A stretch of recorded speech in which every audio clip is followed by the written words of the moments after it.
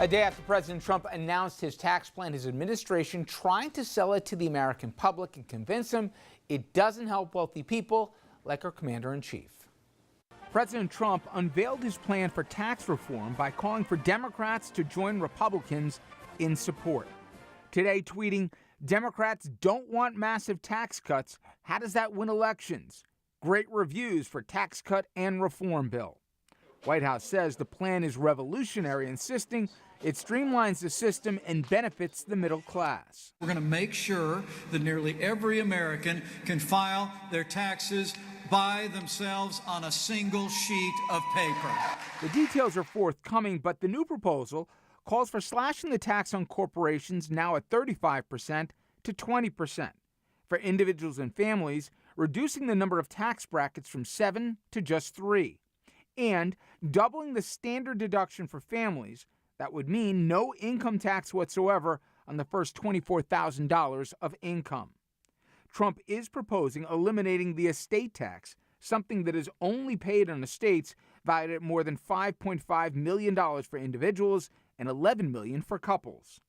As for that flat 20% cut for corporations, 20 is my number, so I'm not negotiating that number. Trump's economic advisor cannot confirm whether any middle-class families could possibly pay more. I can't guarantee anything. Democrats are skeptical. Don't call it reform, because it's not reform. It's just more of the same trickle-down economics. Now, the president's tax plan, it would be particularly costly for millions of New Yorkers and residents of other blue states like you in New Jersey and you in Connecticut, as well as other coastal states like California. It would eliminate state and local tax deductions on federal returns. Think about that. And you don't need me to tell you we pay a lot of those particular taxes. Now, to put some numbers on it, more than 3 million New Yorkers, as an example, claim that very deduction. Governor Cuomo says this would be a, quote, death blow, and it would cost his constituents a total of $17 billion.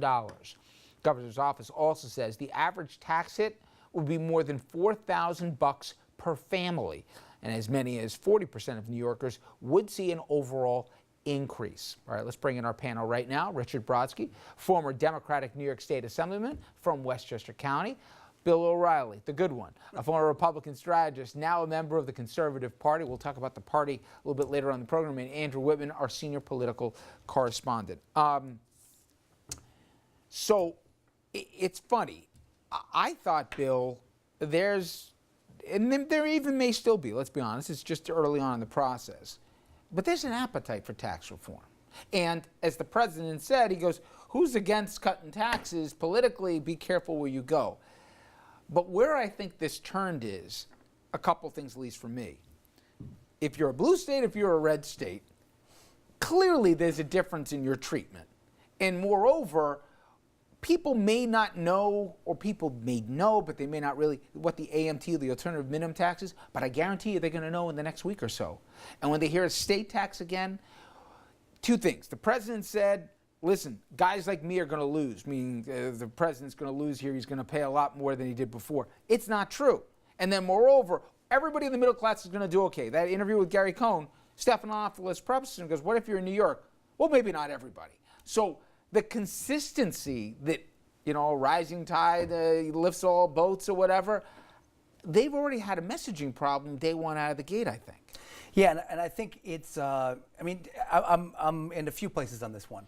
On a messaging side, I always think it's kind of a bogus argument when you say that, you know, it's tax cuts for the rich. It's always the rich that are going to benefit, but they should come out there and just say that. I mean, the rich pay the most in taxes. There's going to be a benefit in that, and to get into that argument is never a winner.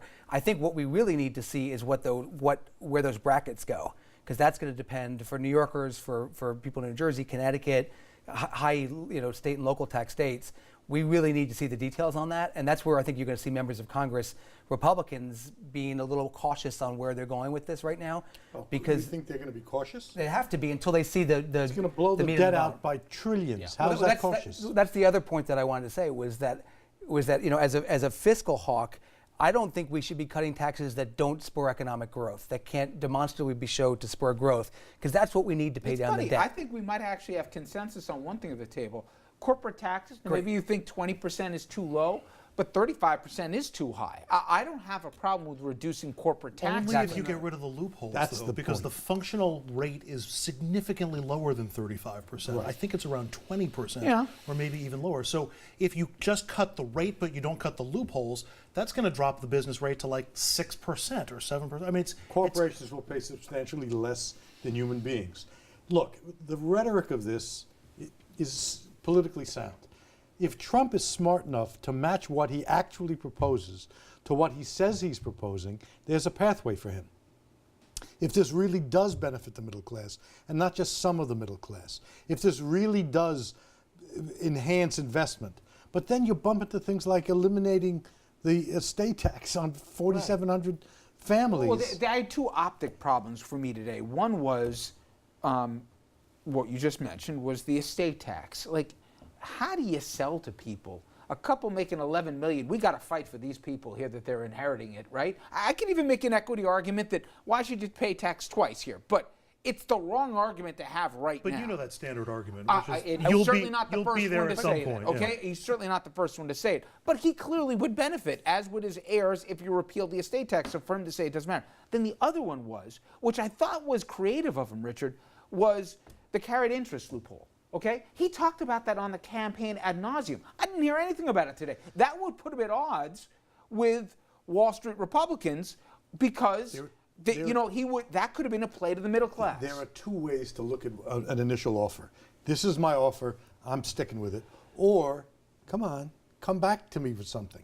If he wants Democrats, he's going to have to do He something. hasn't done that in any negotiation at this point. He's led has with not. his fist, He and hasn't. he never negotiates And at it all. hasn't worked. No. And maybe he's smart enough now, having done the deal with Schumer and Pelosi on the interim budget, to maybe figure out that if he can get a bipartisan coalition, which means compromise, But once He's again, got a he pathway. doesn't need Democrats to get this passed. This will be done under reconciliation. So in the Senate, he needs 50 votes, and basically he needs, the Mike Lees and Rand Pauls not to defect, and he needs the House Freedom Caucus and the House not to defect. And he's that's home. a big if, in that Andrew, and we're going to get to this. I believe we're quickly approaching, and we'll talk later on with what happened in Alabama.